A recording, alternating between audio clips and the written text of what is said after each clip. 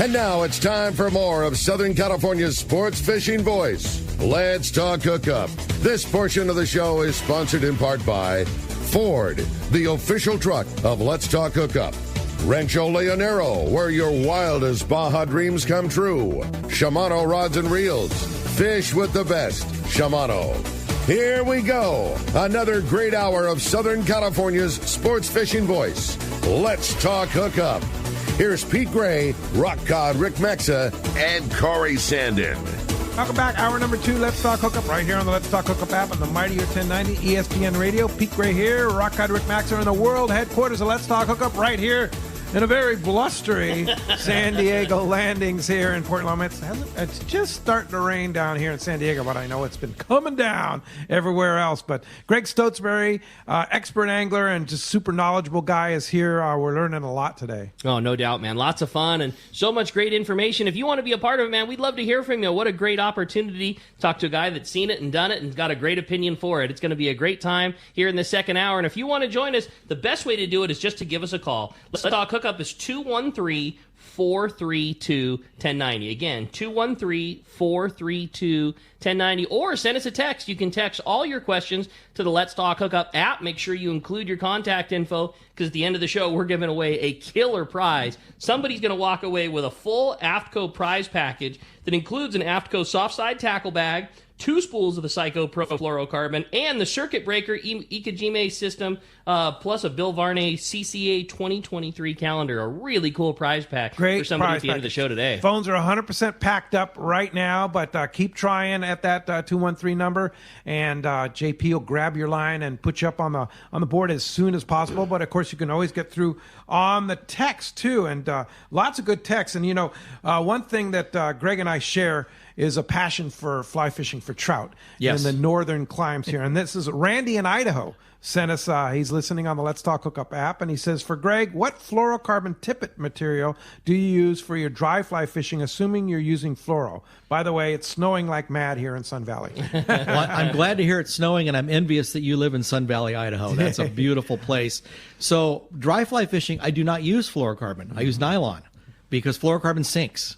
So you don't want to use fluorocarbon when you're fishing dry flies. Yeah, and I learned that from you last year when we were up in Montana. It was like, that makes sense. Yeah, I mean, right? you can grease it and you can get it to float, but it's not the way to go. Right? Yeah, you want to do. So you use just regular monofilament. I just say nylon as opposed to fluorocarbon. So I use nylon and I grease it anyway. I mean, I still put the maximum you can. Yeah, you put the floating on it and keep putting the floating on the flies. Okay. But that makes a lot of sense. It does. Cut the fluorocarbon off for your dry fly out. Yes. Yeah. Just makes all the difference. There you go, Randy. Good, great text. Hey, well, let's jump into the phones again. 213-432-1090 is your shot. Let's talk to John. He's calling us from Huntington Beach this morning. What's up, John? Welcome to Let's Talk Hookup. Hey, good morning, guys. I just love the show, and I always get a lot when Greg's on the studio there. My question is swordfish. Greg, have you done any of the deep drop stuff? And if not, would you have you gone back to Florida and done the swordfish back there? Yeah. Well, first of all, good morning, John Galley. Good to hear from you, buddy. And John and I actually went to school together a zillion and a half years ago. But hey, John, great question. Yeah, we've done a ton of deep dropping for swordfish on the boat, and we've caught a number of them, and just do it kind of the typical way that everybody here does it. Mostly fish and squid, although our biggest fish was caught on a ribbon fish by Bill Shedd, fish that was well over 400 pounds. True. And but yeah, we've done a lot of it here. Most of our success has been up in the Channel Islands. We've caught them down here as well, but primarily in the Channel Islands. We only fished them one time this season, and I was telling Pete that we put a bait down just outside the rigs because we have a buddy that works on the outer rig up there off Huntington Beach, and he was seeing swordfish every day on the surface.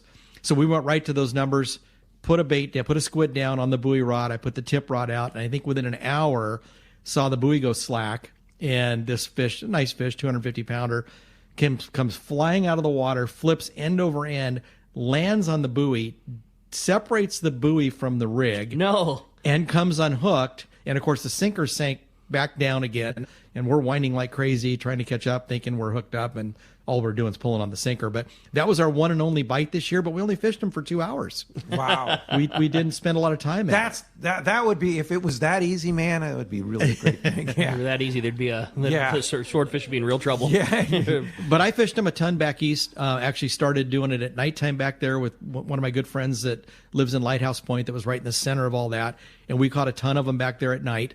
I think my dad caught 5 of them back there fishing at night, and I caught a number of them. And then the first daytime deep drop fish we caught was with my son. We got a 250 pounder on a mullet, on a rigged mullet. Back in the East. This is a long time ago, on the East Coast, and we had I think we had 6 bites that day and caught the one 248 pounder. So are they fishing it the same way we are here? Or? Well, yes and no. Fishing it the same way as far as the way they rig their baits and their leaders and everything.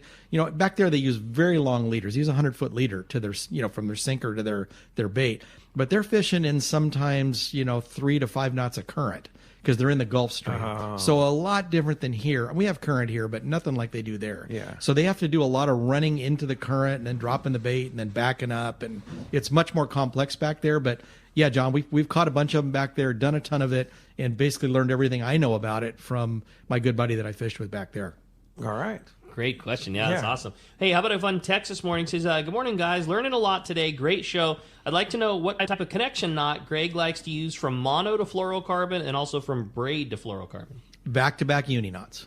Back-to-back uni on all of it? On everything. No kidding. Yeah, I use the Collins knot a little bit, braid to fluorocarbon or braid to nylon, but day in and day out, I've had the best luck with back-to-back uni knots, although the Collins knot's a little trimmer, or the RP knot, or whatever you want to call it.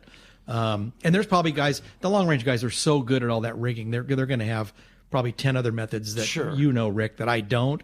But for me, back-to-back unis over the years, I've had great success with it. On what pound test? Everything? Everything. Yeah, you everything. Tie with 200, tie with 100. Well, everything. With 200, I'm usually using a wind on or something. I don't do a lot of knotting to 200 pound tests, but I do it clear up to 130 pound tests. Okay. When I get over that, I feel like I'm better off to use a wind on connection or something like that. But do the number of wraps change for you from heavy line to light line or braid to not braid? I'm pretty much 5 to 7 wraps on everything. 5 to 7. On each side, and I'm just, one of the things I'm real careful with is I cinch it up so it looks like if you took your 2 fists and put them fist to fist. I make sure that the knot rolls up real clean, and I pull on the tags and the standing line progressively so the knot doesn't burn when it comes together. I like it to come together real smooth, and I usually wet it a little bit before I do that. So I'm pretty careful about it, but I've tied it so many, maybe thousands of times that I just have a ton of confidence in it. You know how knots are. I mean, I don't use a lot of different stuff because I use what's worked for me. Yeah, sure. I always say that any knot that's tied right is going to hold great, and any knot, no matter how fancy it is, tied wrong is going to fail. Yes. And tie the one that you tie right, that you can tie in the dark, and you've tied 1,000 times. And like you said, a uni knot like that you didn't take that time, and the loops twisted over the top of each other, and you slid it down real fast, and you burn the line. That one's probably going to fail the same way that an RP knot or an FG knot or anything else. Like you don't do the steps right, like it's gonna let loose on you. It's gonna let loose. Backing up to John's question about swordfish too, I might make a reference to our YouTube channel, Let's Talk Hookup Radio Show on YouTube, and Greg did a video on there of how to rig a bait for swordfish fishing. That's right. A squid bait on there. So it's on there. It's really good. I go back and reference it every year when I'm going back to doing the swordfish thing because it's a real simple, easy way to go to a Asian market and buy a squid and rig your own rig rather than buying the super expensive pre-rigged ones. That's right, Pete. I forgot that we did that. Yeah, and it's really easy and it works. And I'm still using that exact same rig. Yeah. I mean, it takes me 5 minutes to rig a squid. Yeah. Not a big deal. Yeah. So it's easy to find. Just go to our YouTube channel, Let's Talk Hookup Radio Show. You can actually link it not only on our app, but also on our website. Little icons up on the top, and go right to our YouTube channel there. Good call. Hey, let's jump back into the phones and talk to Tom. He's calling us from Temecula this morning. Good morning, Tom. Welcome to Let's Talk Hookup. Morning, guys. Morning, Greg. Morning. Greg, 2 questions. One is, first of all, do you still fish Diamond Valley Lake? And my second question is maybe more of a comment and get your take on it. And that is, I always thought that an El Nino year would be a year that we would have an abundance of Dorado and warm water fish. Naturally, this year was just incredible. Do you think it's more of a product of the bait that we have off the coast here than the water temperature? Because the water temperature wasn't all that hot, and we do have a lot of upwelling with the cooler water that we have. And so what's your take on both those questions? Well, I think this year, Tom, thank you for that, but I think this year the situation with the Dorado was kind of an anomaly because there were so many of them that got trapped up here. And I say trapped because the California undercurrent, which pushes up the coast on the inside as opposed to the California current on the outside that goes down the coast off Conception and down south. I think the undercurrent this year, there was a warm bubble of water that pushed in. I think at one time this year off of Palos Verdes, which is close to where we keep our boat up in Redondo, we had water up to 78 degrees. Wow. And we had water in the the 72 to 75 range for weeks up there. And that big bubble, I think the Dorado got trapped in that bubble, or they moved into that bubble. And then there was so much anchovy from all the upwelling on the beach. I remember driving through gigantic schools of Dorado, nice ones, 10 to 20 pounders. And in amongst that were huge brown meatballs of chovy that they were feeding on. So I think that it was a kind of an anomalous situation where the fish got up in here. There was a burst of warm water from the California undercurrent, had a lot of marlin in it and had a lot of Dorado in it. And then once they get here, those things grow insanely fast. And they started mowing down on all that anchovy, and they started growing, and then they were kind of trapped. And they stayed for a long time. Even after the water got down right at 70 or in the high 60s, there were still acres of Dorado up there off PV, like halfway between the West End and Palos Verdes. Wow. So it stayed there. And so I think it was kind of an anomaly. I don't know scientifically how. I'm just giving you my anecdotal take on it. We may never see it again. We may see it again. We don't know. It was awesome, though. I know that some of the schools we looked down on were crazy. We're marlin fishing, so they're kind of a nuisance to us. We don't want them. But I looked at a lot of Dorado this year. And then your question on Diamond Valley, I've stopped fishing Diamond Valley for a couple of different reasons. It was my favorite lake. I loved it. Used to fish there all the time. But they screwed around with the water level, and they put all those stripers in there, and they've just kind of screwed that lake up. And the fish in there is extremely tough. Fish are still healthy if you can catch one. But I think that all the up and down water levels that MWD did and all the moving everything around and putting a bunch of striper in there, it fouled up that whole ecosystem in there. And if you want to catch striper, great. But if not... And it's $34 or $32 to go there for the day. I mean, that's not the end of the world, but that's a lot of dough for a one day. And the whole quagga mussel tagging, inspection, nausea, it just wears me out. It's a shame because when that lake first was built, I guess you'd say, when they built it, it was on such a rad trajectory. It was a big fish factory, and it was, it was skyrocketing. And then it just, that striper was the beginning of the end of that. It ate up all the bait, and it pushed the big fish into different areas where they weren't able to stage and eat big baits and everything anymore. It just, that lake was on such a, it was going to be an absolute world-class big fish fishery. Yeah, it was a shame. And I fished it a ton, and we talked a lot about that way back in the day in the early 2000s, right after it opened. My son and I fished there many, many dozens of times. Had great fishing, but it just kind of fell apart. There was a big, huge tournament there. One of the tournaments that one of the local dealers puts on. I think they had 80 boats in the tournament. They only caught there was only 2 limits caught for the 80 boats that were in it. Guy in 19th place had one fish that weighed 3 pounds. Wow, a friend of ours. Yeah. So it's the fish in there is just dismal. The quality's good, but I don't go there. Yeah. All right. Other than that, he loves it, though. Yeah. Yeah. Hey, let's jump back into the phones. Jim from National City's on the line this morning. Good morning, Jim. Welcome to Let's Talk Hookup. Hey, good morning, guys. Another great show. Greg, I get the correlation between the bait and the bluefin, but I heard that your scientist lady, Barbara, said that the bluefin are residents here because of the bait situation. Is there any way of looking into next year and to see what our bait situation in our area, San Clemente, and close down south, well, what the correlation be, if we're going to have a good amount of bait still in our area next year? Great question, Jim. Thanks for that. She addressed that directly, and she said the amount of upwelling is unprecedented right now. And with upwelling, you get, I think it's phytoplankton is the bottom layer food, and with that you get anchovy. And she said that we're going to go into we're already in their opinion, a full-blown anchovy cycle right now, even though I think we're still seeing more sardine in the fin bait.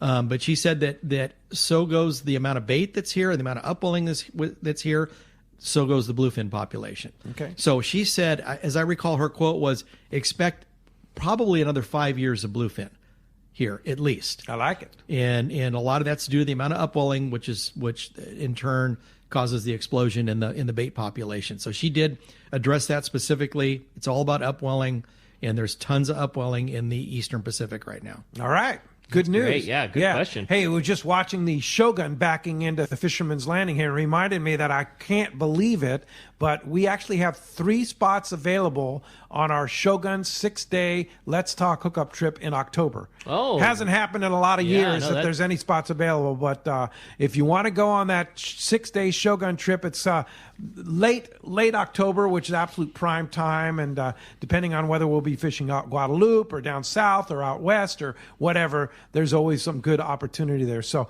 if you want to go on the Shogun on Let's Talk Hookup trip, grab one of those spots while they're available, because they're not going to last for long. Call Jen at the Royal Polaris Shogun office, 619-223-8030, and get in on that. I also want to remind you that December 24th is the day for our Christmas Spectacular with Captain Mark Wish from Pacific Edge. Of course, everybody remembers, and for our new listeners, the Christmas Spectacular is when we give away a lot, and it's for the best contribution to the show. I mean, contributions such as songs, poems, great fishing tips, ideas to catch more fish and stuff like that. All of that is so start putting your thinking cap on, or your creative ideas, and join us on Saturday, December 24th, Christmas Eve, 7 to 9 a.m. for Let's Talk Hookup Christmas Spectacular with Captain Mark Wish. There you go. That'll be a good one for sure. Then, again, next weekend, we got a couple of great shows, too. Captain Jim Hughes from the Cortez next Saturday. Right. You talk about bluefin and yellowtail and stuff. Captain Jim Hughes. And on the front page of the San Diego Union Tribune this morning, a picture of the Cortez in the Parade of Lights yesterday in Mission Bay. So that was kind of cool to see. And then next Sunday, Rosie and Jeff from Sejo Sport Fishing. So that's going to be a great weekend of shows next weekend. No doubt. Yeah. Hey, great. Got a great text here going on from Brian in San Diego. He says, I've read some of the articles I've heard and fishermen talking using balloon rigs with live bait for yellowtail fishing. Wanted to hear your opinion on how to use them and the benefit of using them. Well, I can't speak to fishing a balloon rig for yellowtail specifically, but I can tell you this. Interchangeably with the kite, we use a helium balloon, because when we don't have any wind, we got to use a helium balloon. But we have used the kite and balloon, or both? Well, we use both. I mean, we'll put a balloon on the kite when we don't have a lot of wind, just to help get it up in the air. But on a lot of days when we don't have any wind, we'll use the balloon to pull the leader out of the water when we're dragging around a live flyer or a live mackerel. And there's no reason that wouldn't work for yellowtail. I will tell you what does work for yellowtail is a kite with a live mackerel underneath it. Oh, really? And we've done a ton of that. It's deadly. It is so deadly. I mean, we've anchored at the Isthmus High Spot at Catalina in the afternoon in a pretty good west wind, and put a kite up with two baits under the kite line. Like a double trouble. We always, two separate baits. Oh, two separate baits. Yeah, with back hooked mackerel on just your regular yellowtail tackle. Them things come flying out of the water to eat. Really? Yeah. A kite that's flying right and a bait that's being fished right, there is just not much with a tail that can resist eating that. It looks so good. Yeah. And when you see, that thing's going to get smoked. There's just there's no doubt about it. When they're just right on the surface and tails kicking in white water, and you just know, something's eating that. Guaranteed. We were sitting at Johnson's, just a real quick story. We were sitting at Johnson's Rock this year after a bluefin trip that we'd had a lot of success. We caught a bunch of fish, or several fish, which is enough for us. So we were sitting at Johnson's in 10 fathoms with a kite up in a ripping west wind and 2 mackerel trying to catch yellowtail. And on the outside, we start seeing splashes. I'm like, oh, there's a bunch of porpoise going by. No, 200 feet of water, giant school of 150-pound bluefin went by. Whoa! We pulled the anchor, left the kite out. Michael started backing up. That's my brother who runs the boat. And we backed into 200 feet of water and doubled on 150-pound bluefin. With the kite still up. With the kite still up. That's Never cool. brought it in with 2 live mackerel. That's rad. So, yeah, yellowtail, kites, balloons, no question. You always seem to be in the right spot. This was a lucky one, Pete. This was a lightning strike. That's good. Hey, if you want to get through, it's been a busy morning. Now's your chance. 213-432-1090, open right now. I actually have a question for Greg. Okay. I know, Greg, you like to fish in a lot. You guys participate in a lot of the Tuna Club events, and so much of the Tuna Club is buttons and special fish. What's on your list? Like, what's on your list of a button or an angling achievement Tuna Club wise that you haven't cracked yet that you'd really like to? So thank you for asking. I'm really into the antique tackle thing right now, and so I've got a early 1950s Penn 6.0 that's been all rebuilt on a bamboo half round rod that I actually found at AFCO years ago. Cool. That belonged to J.C. Axelson, who was the founder of AFCO back in the 50s. So I've got that outfit set up with 9-thread linen, which is about 27-pound test on its best day. So I've been trying to catch a bluefin of 150 pounds, which would break a 1920s record set in the Tuna Club by a guy named Jimmy Jump, who is the most famous light tackle angler in the Tuna Club. And so I've had 2 fish on the line, one of them with my wife driving the boat 2 years ago. And we fought that one to leader, and I broke the bamboo rod. Oh. And then this year I fought one on 9-thread again with my brother driving, and we were on it 2.5 hours, and it started to get dark, and it was a 150-pound fish, would have broke the record, and on 9-thread, and would have been my button fish on light tackle, and I broke line. Oh, wow. And that, like you say, that it's 27-pound at its strongest point. At its best day. Undoubtedly has some considerably weaker spots throughout that line. Like you're trying to pull on a 150-pounder on line that there's no way tests over 20-pound in some of its spots. No, it's it degrades through the fight, and basically the line wore out before I did or before the fish did. And how when was this line made? So this particular line is new made linen. Oh, okay. So we've got JD from JD's Tackle up in Balboa was able to source in Eastern Europe from a manufacturer that makes linen for sewing shoes. Huh. We were able to source new linen. Wow. So That's a game changer. Yeah, so we've now got 9-thread and 24-thread linen, 24-thread being roughly 70-pound test. That's our heavy tackle in the Tuna Club. And they're making it for making shoes, but are they custom making it for we fishing got it line? custom made for fishing line. Really? So it's Wow. 50 lay, which is what it's considered, 50 lay linen, which is natural flax fiber, twisted, 3-strand twisted, and we've got it in both 9-thread, and basically it's 3 pounds to the thread.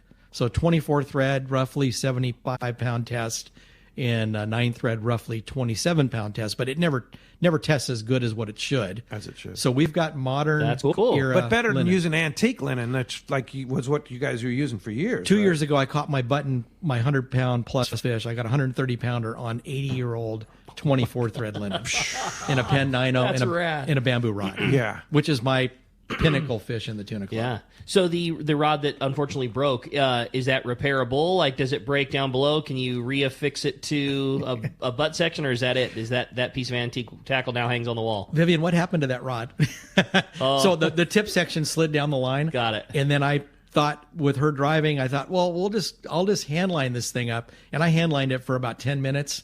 And then finally just got pissed and broke the line. I So I believe that. lost the rod tip. And I'm standing there with the foregrip and the rear grip and the reel and a broken piece of linen. But Okay. that's antique tackle. Yeah, antique that's tackle cool, man. fishing. That's Yeah. way cool. Yeah. Here's an interesting question from Gavin in Capitol Beach. And we had this discussion last night. We had dinner with Greg and Vivian last night, and we were talking about mercury content in fish. And he says, "Good morning, great.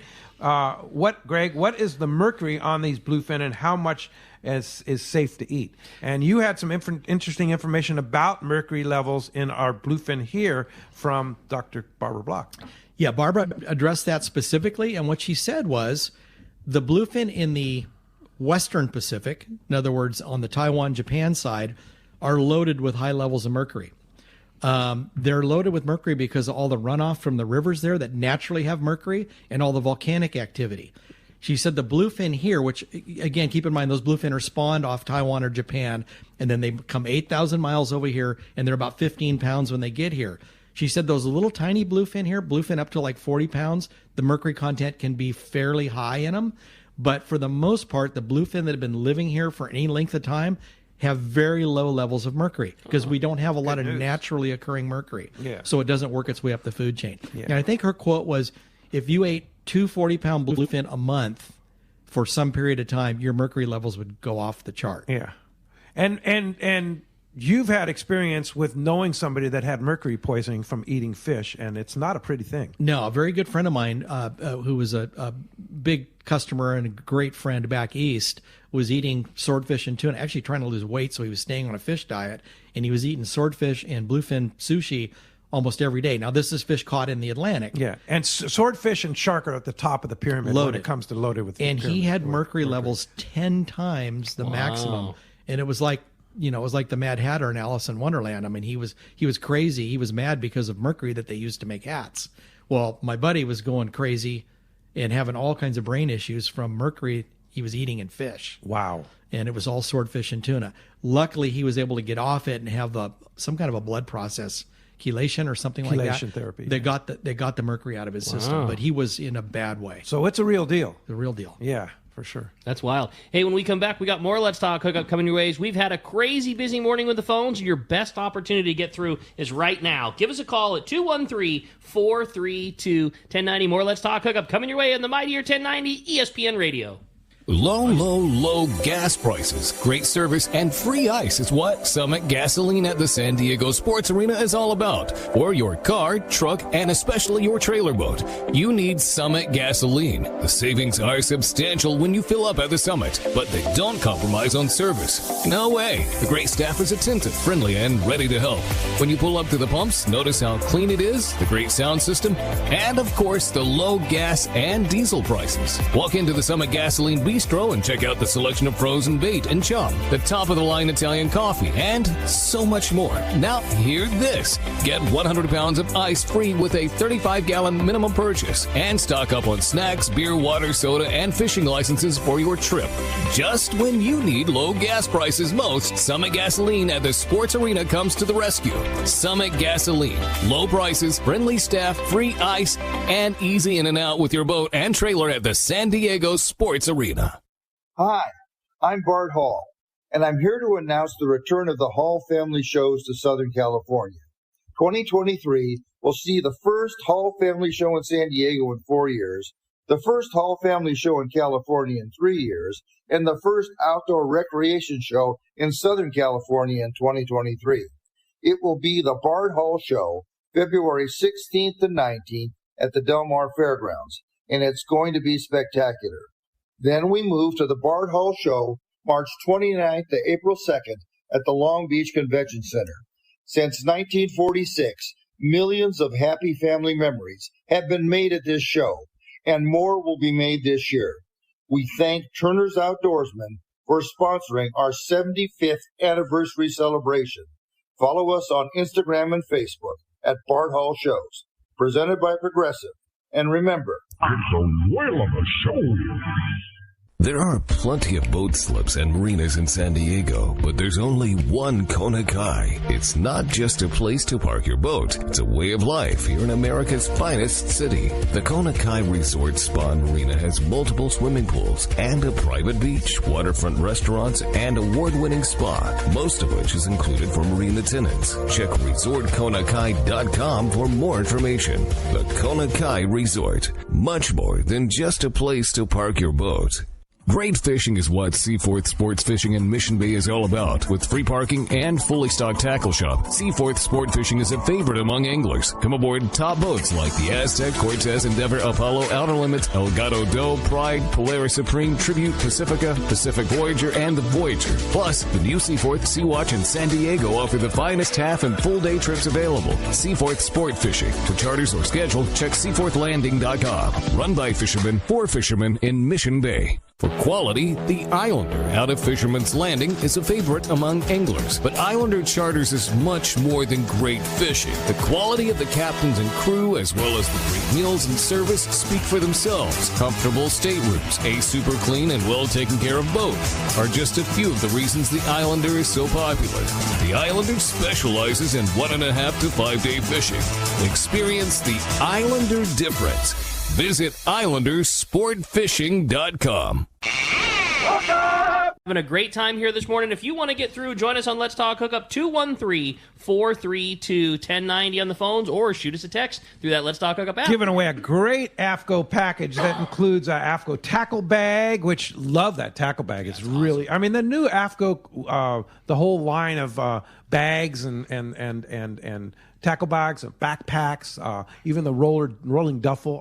That new line is really fantastic. They're super well designed. Yeah. They did a great job with those. I love them. Really great. We got to do a little preview of the new stuff coming out, and man, there are some things in the soft good world that have been missing. That just everything. I don't need to say anything. I mean, it's because of guys like Greg, and it's because it's everybody there fishes, and everything is so purposefully thought out. You know, like a backpack that wasn't designed for it still perfectly fits a 3600. Like even if it was, you know, like nothing is done by accident. They're all just right for what we do. There's some really cool stuff coming. Exactly. Yeah. In addition to the bag, you can get 2 spools of the Greg Stotesbury introduced cyclofluorocarbon and the circuit breaker Ikejimi wire and a Bill Varney 2023 calendar. By the way, if you want a Bill Varney calendar, here's your chance. They're available at tackle stores all over the place right now. The 2023 series is really fantastic. Or you can get it online at surffishtackle.com or any of your Turner's Outdoorsman locations. It's a really great calendar, and it's up on the wall right here in the world headquarters. I can guarantee you that. And the new one will be up here as soon as this month is over. Right. Yeah, for sure. If you want to get, so the point is 213-432-1090 open right now, and you have a great text. Yeah, I thought so. It says, good morning, gentlemen. Greg, I'm wild about these big bluefins. When targeting the largest grade of bluefin tuna, what method works best for you? There's so many options in play now. That's from Mike in Hermosa Beach. A live flying fish under a kite, a live bridled flying fish under a kite. So we do a lot of that, and that big trip that we had on the Castigo where we caught all those fish for Barbara that she tagged, most of those were on live flyers. Few on live mackerel. So you're not sinking that hook into the meat. You're actually bridling it right on the front. Yeah. And you use some circle hooks. Circle hooks. Yeah. How big is a circle hook? I use like an 11-0. Wow. I use a pretty good size hook. Okay. You can. Yeah. But yeah, we bridle the flying fish through the nose and put them underneath the kite live and basically fish them, like run them out, run them in, run them out, run them in, slow troll them, bump troll them. Yeah. So in the midst of doing that, we've also got other baits out too. Typically we'll slow troll. Another live flyer on the other side of the boat we'll put out. Sometimes we'll put a balloon out too. But a live flyer for me under a kite, that's money. And it's also the most fun. It is the most no fun. doubt. The bites are insane. Yeah. How much? What pound lead are you using? I like 200 pound. 200 pound. That's pretty much exclusively what we use. Sometimes we'll go down a little bit to 130 or 150. I don't really think there's any need to. We probably fish lighter leader than a lot of people. A lot of times we're fishing lighter tackle. So we're not pulling as hard, so we don't have to use as heavy a leader. Yeah, for sure. Hey, all those, I shouldn't say all, but a high percentage of the very successful, 4-pack, 6-pack charter operations to fish that bluefin, at least that were having us build leaders for them in the shop or them buying materials, really liked that Psycho 300 pound. Those guys, too, one, like you said, the size probably doesn't make a lot of difference on the bite, but they're getting crazy longevity out of them. Guys that are fishing every day, and there's a new group the day after day after day after day. Like everybody said the same thing, that the longevity that they got out of that 300 pound was a pretty big game changer. Wow. Yeah. Good stuff. Hey, while I was talking about the San Diego Union Tribune, if you check out the sports section today of the San Diego Union Tribune, a very nice ad for Let's Talk Hookup. Thanks to Bill and the gang over at the Mightier 1090 ESPN Radio for putting that in. Big front page ad in the sports section, which was a big sports day yesterday for sure. Hey, John from Mira Mesa sent in a great question and interesting here. Has anyone tried fishing Pleasant Valley Reservoir? I was last there in 2018, and the water was off color and terribly smelled. I want to know if it's rebounded. So that's funny. We walked up to Pleasant Valley because we're in our duck scouting. I wanted to scout the canyon up there a little bit to see if any mallards are hiding in the upper O. And so we walked up to the reservoir and actually walked down to the water and looked in the water. Water was clear. It was low. It was probably down 6 vertical feet. This is last week. I was just there. That was Monday. Okay. Water looked great. I didn't see any fish activity. There was no one fishing. Of course, the wind was howling. Yeah. And it was freezing cold. Yeah. But everything looked good. I was kind of wishing I'd have brought a rod and could have sampled it a little bit. Right. But we didn't. And then the river down below, the water wasn't coming out of the main 3 pipes. It was coming out of the side pipe. So there wasn't as much water going through the O. But we were still going to bring our fly rods up there and try, using an indicator rig with a bead head and float around. But we never did it. It was too windy and too cold. Friend of mine, Jimmy who works for Mammoth Lakes, or Mammoth Mountain, actually, not Mammoth Lakes, but Mammoth Mountain works for he spends a lot of time, obviously, in Mammoth. He fished Pleasant Valley Reservoir at the end of October, early November was the time period. Absolutely crushed the brown trout on his float tube. Oh, wow. Yeah, on indicator fishing, Indicator style. rig. Indicator rig. Balanced leech. So, yes, Pleasant Valley Reservoir has a lot of fish in it. And for those of you who don't know where Pleasant Valley Reservoir is, it's between Mammoth and Bishop, right above Bishop, right? Yeah, right before you go up the Sherwin Grade, there's Pleasant Valley Dam Road or Power Plant Road. Hard to get into in some places, right? Well, it's if you go in from the top, it's a longer walk than it is from the bottom. Yeah. We went into the bottom where the campground is, and it was a fairly steep hill, but it was maybe a quarter-mile walk to the lake. Yeah. It wasn't bad.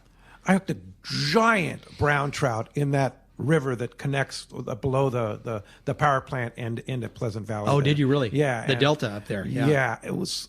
I still vision that big fish. He got me in a log and broke me off, but it was like, oh boy. Was it bigger than the one I watched you fight at Land of the Giants in Montana? No, nothing will ever eclipse that one. God, that was a sure. beast. Yeah, that was a monster brown trout. Yeah, up in Montana. Greg and I were up there last June. Yeah. And hooked an absolute monster. I mean, our friend that was with us, Chris, said it's the biggest brown he's ever seen in Montana, and he's seen a lot of big fish. Yeah. And it was like right next to the net, and broke me off. Shook a hook, broke you off. What happened? I think he came unhooked. Came unhooked. That's he right. rolled He at came the unhooked. last minute. He rolled, and because I had him on forever. I had him on for a long time because there was a lot of current and up and down and back and forth, and that was one that we wish we could have gotten hand for sure. That's still like the best line that anybody ever had was that old Berkeley commercial that the big fish don't break your line, they break your heart. Break your heart. Yeah, that was this one was special. That one just shook the hook. That brown trout was the color of a cube of butter. It was bright yellow and orange, big, huge male. And probably like 30 inches, something like that. Oh, it was giant. It was a beast. Even from where I was, I could see it. Anyway. It was a good one, for sure. One that got away. Well, the one got away, so we just have to go back, right? There you go. Go get We're it. going. For sure.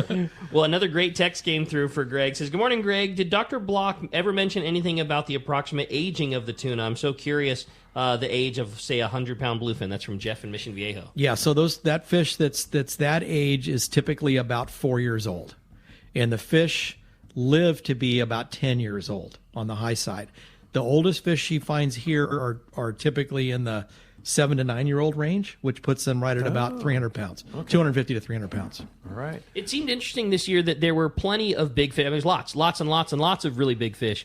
What we didn't see, at least catch-wise from the sport boat, it seemed like there was lesser of the ultra giant ones. Lots of 170 to 200 pound fish and even fish to mid 200 pounds, but we didn't see a lot, at least in the catches of our boats, of fish that were 280s and 290s and 300s and 350s, and we just put that 377 on the wall inside the tackle store, and we didn't see a lot of that this year, of the ultra big ones.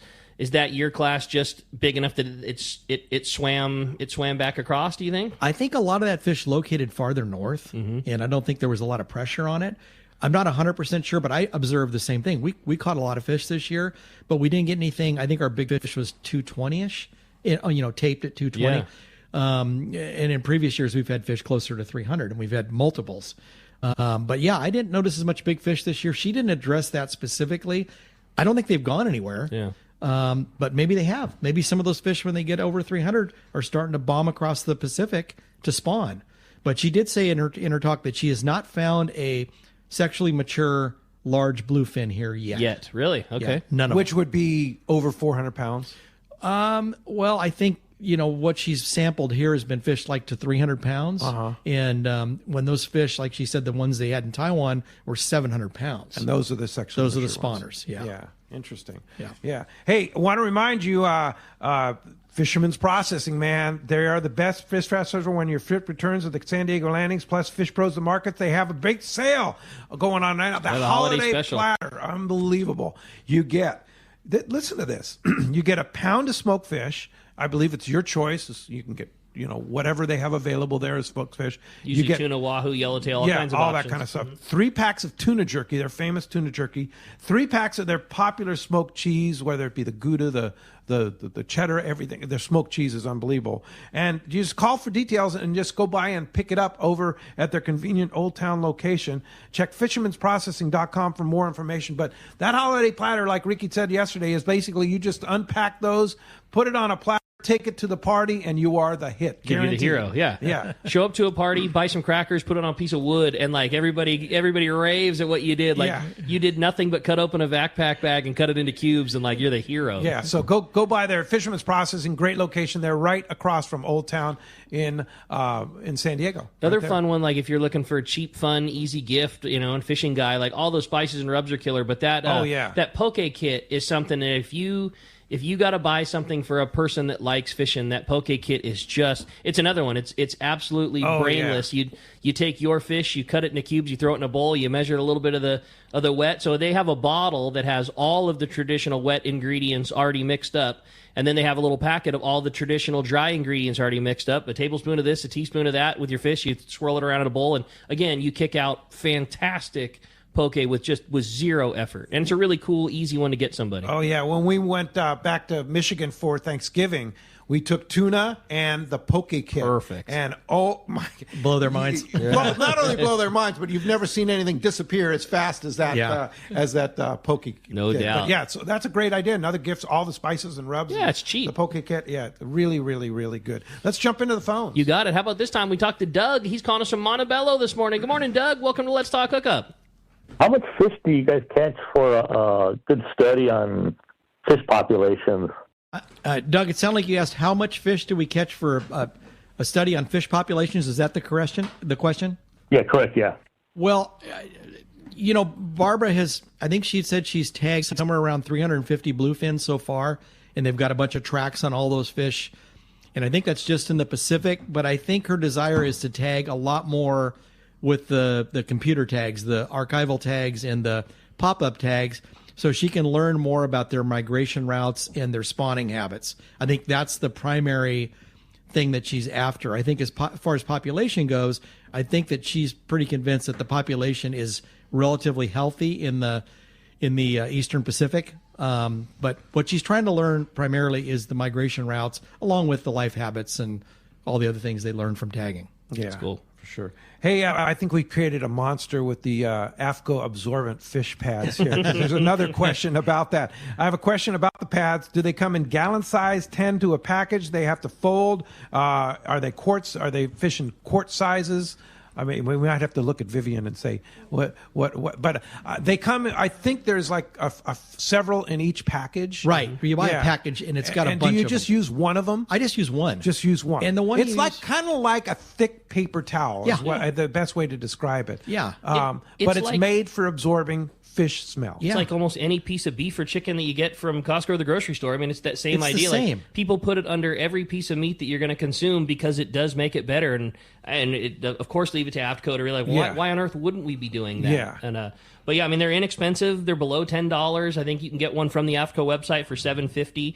You can get them at all the tackle stores. We sell them. I'm sure most of the other good tackle stores all do as well. Sure. It's just another piece of your fish care. It's inexpensive. It's easy to use, and it's going to be better product when you're all done. And the size is perfect. I mean, you can slip it in a Ziploc bag. I don't know what those Ziploc bags we use are 12 or 14 inches wide. You put it in underneath your piece of filet, like a 1 pound chunk of filet. It fits perfect. And I think, is it 10 per package? I don't remember. Something like that. I don't remember because we had a bunch of bulk.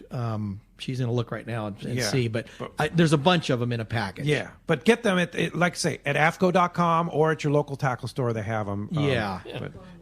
So. Yep. Yeah. All right. You got it. Very good. Hey, let's jump back into the phones. We got Hills from Ventura's on the line. Good morning, Hills. Welcome to Let's Talk Hookup. Good morning, guys. What a great show. I was going to ask Greg about bait. Obviously, bait is, key to what we do. And your guest yesterday was an avid surf fisherman, and he mentioned that he grew up in La Jolla, there, Bird Rock. So the question was, how's the surf fishing? He said, terrible. There's no bait. And I'm witness to that here in Ventura. I'm an avid surf caster, and years past, I used to catch way more fish than I have since we started this whole bluefin thing 7 years ago or something. And during these years, I haven't seen the clouds, schools on the sand, and Pelican Bomb Fest. Bait ball. I've seen a couple, but not like it used to be. And same time, I've caught hundreds of sea bass, halibut, and bluefin. Stripers, but not these last few years. It's kind of disappointing, but I'm just waiting for it to come back. Yeah, I'm not sure what's going on right on the beach, but I can tell you this, without question, the biomass of bait out there is as big as I've ever seen. Ever. I saw for week after week after week offshore, we saw anchovy in incredible numbers offshore. Now, reasons why that stuff didn't go on the beach, I don't know. I'm the biggest believer in the world of just things that cycle in and things that cycle out, and incredible beat.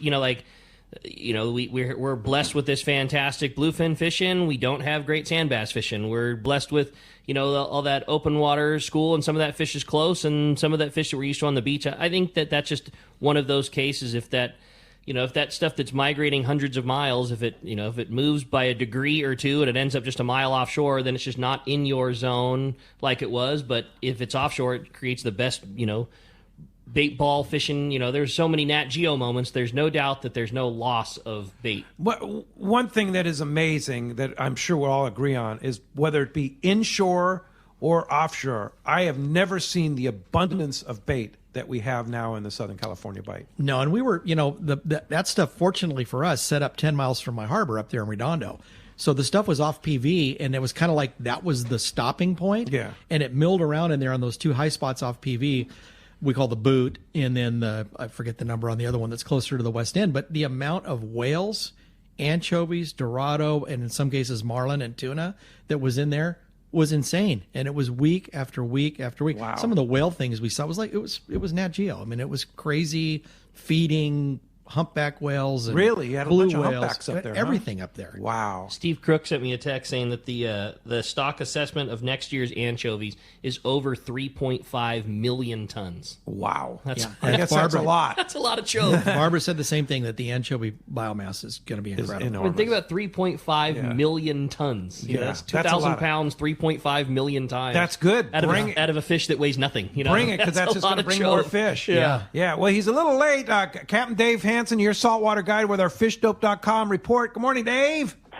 We've had a lot of snow up here, so when tower was knocked out, it finally came back on. I've been panicking.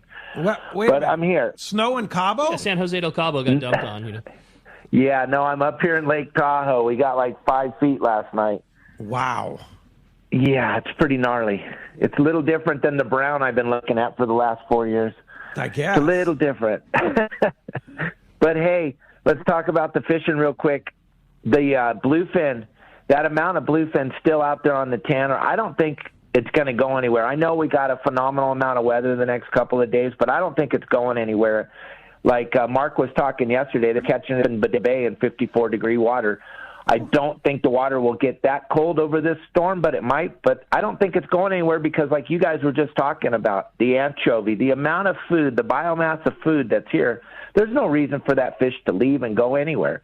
It loves it here. There's so much food. The problem that we have this time of year, and we always have this problem, is it gets dark too early, and we just don't have enough coverage. There could be fish at Clemente. There could be fish all over the place, but no one's going out there right now. So that Tanner's right where they go. They just go there, and they're biting there, so why go anywhere else? But you don't know where that fish is at, and I'm sure as soon as rockfish starts again on April 1st, we'll have coverage, and you'll find out that bluefin's everywhere. But right now, in between these weather windows, I would get out there and get as much rockfish as I can get in my refrigerator or freezer before they close it here on the 1st of January, and then it'll be closed till April 1st. So get out and go rockfish fishing. It's really good rock fishing right now, and there's still plenty of bonita at Catalina. There's still plenty of fishing ahead. So just you got to get out there and go fishing. And fishdope.com has all the information for you. $20 off a new membership to fishdope.com using the code HOOKUPNOW, lowercase, no space, $20 off fishdope.com using the code HOOKUPNOW. And Dave, how do we find you other than in the mountains buried in snow? You can check me out at Your Saltwater Guide. I'm all over social media on every channel imaginable. Plus, I got a great holiday special right now. Give me a call at 949-374-0786, and I'll talk to you next Sunday. All right. Very good, Dave. Thanks a lot for the call. Thanks for squeezing me in, Pete. Yeah, Bye. You bet. Well, thanks for Dave. calling, and stay safe up there, up in the mountains. And good to know that they got a lot of snow up on top. Oh, my gosh, so much. Good for us going forward. Going to be Good for really everyone. good. Oh, yeah. So, hey, Greg, one last question before we have to call it here. What's your favorite kind of fishing right now? You know what I'm going to tough, say? huh? I got to say, fishing 2 dry flies on a 5-weight and with a floating line on the Missouri River is pretty hard to beat. All right. Mostly because it's so difficult. Yeah. It's a challenge. And then the pyramid thing would be close behind it. But I love it. I love the whole fly fishing thing, Pete, as you know, because it's super difficult. I'm not real good at it yet. I'm trying to get there. You're good. But it's just very, very challenging, and it's new. Yeah. It's fresh. Yeah, for sure. All right. So, yeah. I like it too. Hey, when we come back, we're going to find out what lucky caller or texters got themselves that killer AFCO prize pack. More Let's Talk Hookup coming your way in the Mightier 1090 ESPN Radio. Many years ago, Baja pioneer Bob Van Wormer found the area he called the Great Fish Trap in the East Cape of southern Baja and built what is now regarded as the premier East Cape resorts of Palmas de Cortez and Playa del Sol. Today, following in their father's footsteps, Bob's sons, Bobby, Chucky, and Eddie, have taken Palmas de Cortez and Playa del Sol to new levels with the largest sport fishing fleet in Mexico, a luxurious spa, and top-of-the-line resort amenities. Van Wormer Resorts have become a destination for travelers worldwide. But for us, Palmas de Cortez and Playa del Sol are just a short 2-hour flight away. No other tropical fishing destination offers the experience and value that you'll find at Palmas de Cortez and Playa del Sol. Now you can plan your Baja fishing vacation quick and easy by visiting VanWormerResorts.com. And when you're ready to book, it's quick and easy. Or simply call 877-777-TUNA for more information. Van Wormer Resorts, the East Cape's finest. This is Captain Tim Ekstrom from the long-range vessel Royal Star. With my partners Randy Toussaint and Brian Sims, we have set the bar for the long-range fishing experience. Spring 8-day, summer 5-day, or fly-down, fly-back 11-day winter trip, we deliver the highest quality long-range voyage you will find. From our premium RSW fish storage to our top-of-the-line chefs and crew, Royal Star distinguishes itself from all others. Want to grab a spot on the Royal Star? Check us out at RoyalStarSportFishing.com or call Tracy at 619-224-4764. Want to take your catch from fresh to superior grade? This is Robbie Gant from AFCO. We developed the tools for the EKGMA process. Circuit Breaker is specially designed to disable the full length of the fish's spinal cord. The memory-resistant wire of AFCO's Circuit Breaker will not bend or kink even after repeated use. Take your fish care to the next level with Circuit Breaker by AFCO. Available at a dealer near you or check out AFCO.com. Like Robbie said, take your fish care to the next level with Circuit Breaker by AFCO. Check AFCO.com or your favorite tackle retailer. Safe travel should always include travel insurance. This is Bob Dawson at Dawson & Associates. We offer many different plans, from one-year plans to single-trip plans. Traveling twice or more a year, an annual plan will cover most every trip that you make. Also, if you get injured on a trip, it'll fly you back home or fly you to a hospital of your choice, and it's worldwide coverage once you're 100 miles from home. So call me at 619-990-3068 or go to safariglobaltravel.com. All right, it's time to find out our big winner of that full AFCO prize pack. Vivian's going to do us the honors of flipping the coin, figuring out if we got a caller or texter. All right, Viv, go Let's for do it. All right, we have a texter today, so congratulations to Darren. You've got yourself a killer AFCO prize pack. Again, tackle bags, Psycho Pro fluorocarbon, the Circuit Breaker Ikejime wire. You're going to get the 2023 CCA calendar, an awesome prize pack. Congratulations. Awesome. And thanks to AFCO for all their support of Let's Talk Hookup. And thank you, Greg and Vivian, for coming in. And always great to see you and hearing the tales of your hard-earned retirement. Thank you, Pete. Yeah. Thanks a million to you and Lolly, too, for dinner last night. Oh, of course. It's awesome. And thanks, Rick. Yeah, buddy. Thanks to Kingfisher Charters for providing that black coffee. Oh, God, it was phenomenal. Yeah, it's pretty amazing for sure. But yeah, so what's the next adventure? So the next adventure is about the first. Well, we're going to try to get out and do some rock cod fishing, which I'm going to hopefully you can join us. And then first of the year, I take off for Montana for a couple of weeks of goose hunting. Wow. If God willing, and the river doesn't rise. Yeah. And it should be nice and warm up there, too. Oh, it'll be beautiful. Yeah. It'll be, minus 40 or something like Highs that. in the teens. Highs in the teens, yeah. Should be great. And then you'll be doing a lot of bass fishing. You see Greg on various bass lakes around. Yeah, I'll be doing as much bass fishing as I can. Yeah, so, yeah. Cool. Looking forward to it. All right, Greg. Looking forward to more adventures talk with you for sure, and more adventures together with you, too. Hey, thank you for listening today. Next weekend, Captain Jim Hughes from the Cortez is going to be here on Let's Talk Hookup. Jim's annual visit to us. That's always great. And then next Sunday, Rosie and Jeff from Cedro Sport Fishing are going to be talking that fantastic fishing. They'll cap the yellowtail and calico bass capital of the world down at Cedros next Sunday. Thanks to JP for manning the busy phones today. And thanks to Adam for all he does on the Let's Talk Hookup app. And thanks to you for listening and all your support of Let's Talk Hookup. We'll see you next weekend, right back here on the Mightier 1090, ESPN Radio, and the Let's Talk Hookup app.